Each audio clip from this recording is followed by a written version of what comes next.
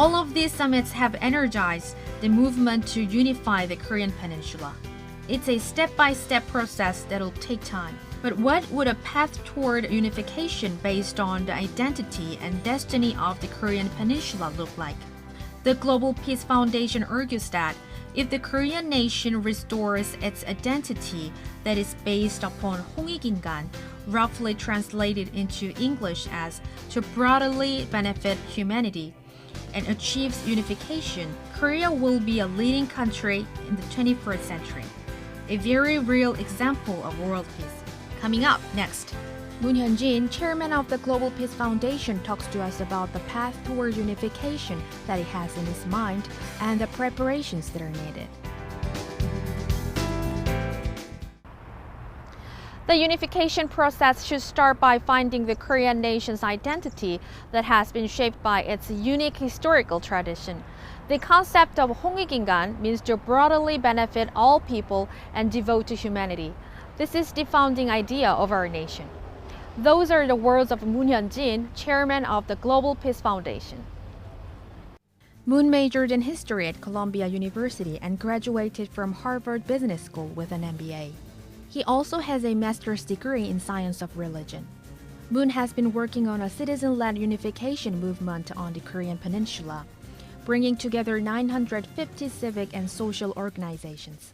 He aims to achieve peace and unification based upon the idea of 홍익인간 to broadly benefit humanity. We sat down with Moon to find out more about the type of unification he's thinking about. Could you explain about Korean Dream? The Korean dream is really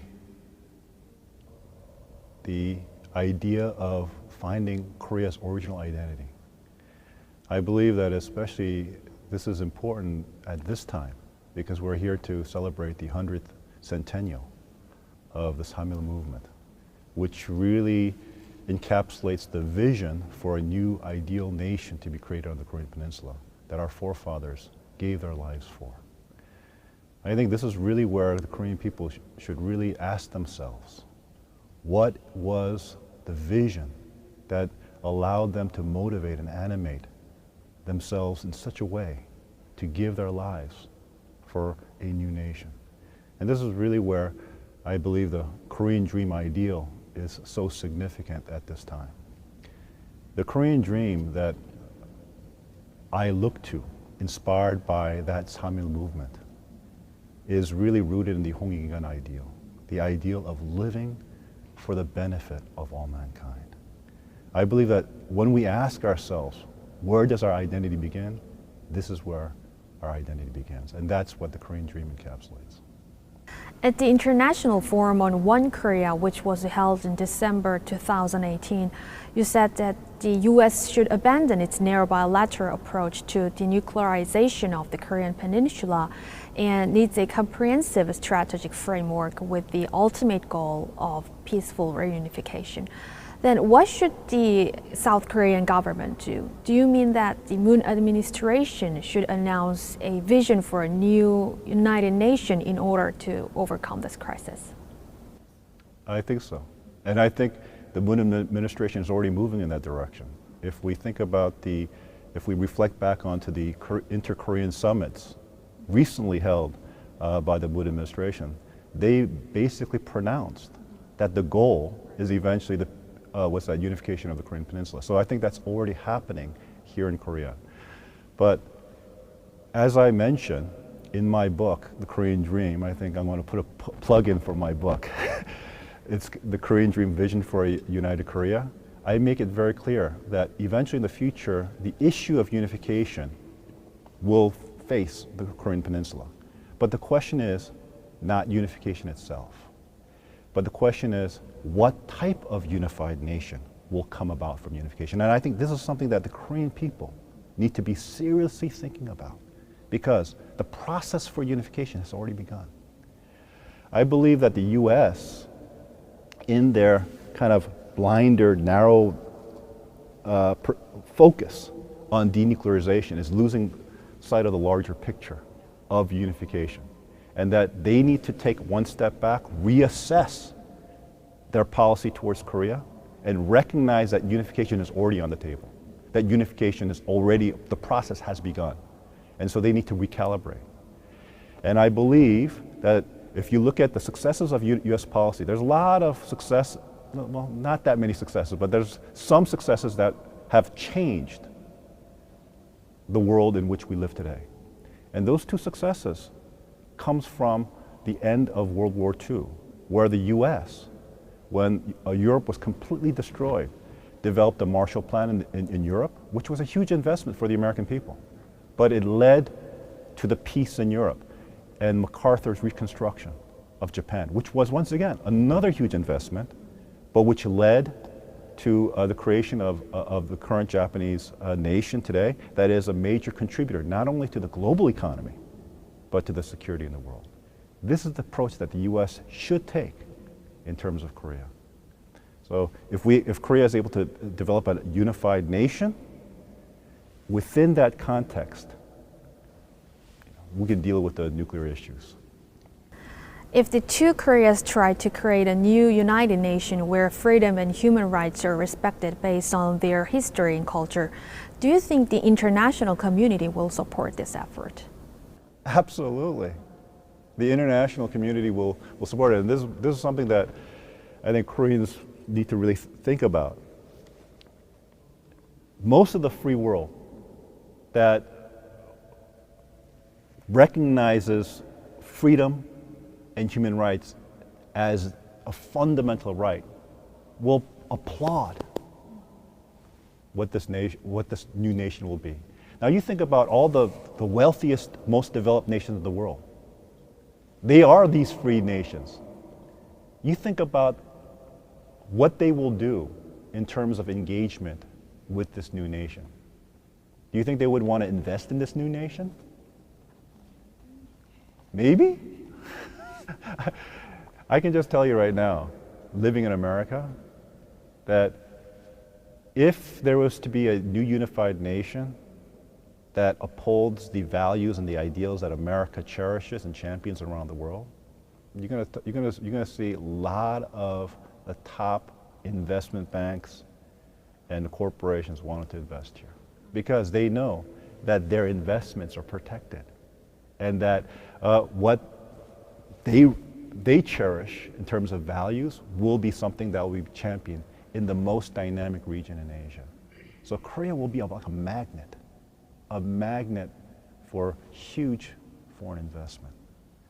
I think this is something that people should really think about. One of the reasons why, let's say, North Korea, under the current regime, has really been like a cancer on this Korean peninsula is because of the tremendous human rights violations. What happens if a new unified nation really championed the ideals of freedom, really championed the ideals of fundamental human rights?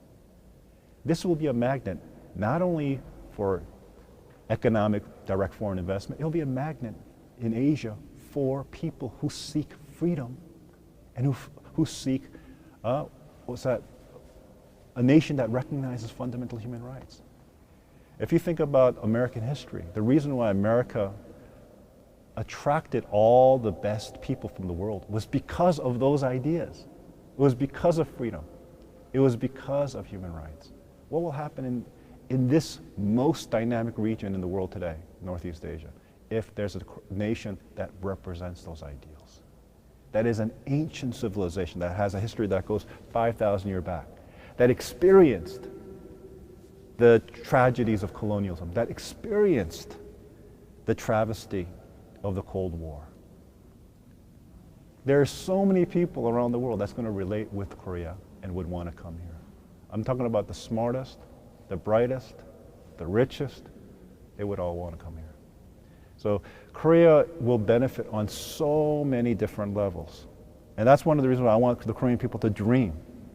We should not be accepting the current state of things. We deserve more. We should dream. And we should think about the possibility of the kind of nation that we can build. Now, to go back, that is why I emphasize the importance of Hongik-ingan. Hongik-ingan is amazing. It's amazing. There is no ancient civilization in human history. There is, once again, I'm going to say it once again, there is no civilization ancient civilization in the entire history of humanity, whose founding ideas was as lofty as the Korean people. 홍익인간 has the DNA for what the modern world takes for granted today, such as freedom and human rights. That is the Korean people's legacy. And that is the kind of nation the Korean people deserve. So I want the Korean people to understand their identity and to dream together of a new possibility of creating an ideal nation that can be a model to the world. Then everything else follows.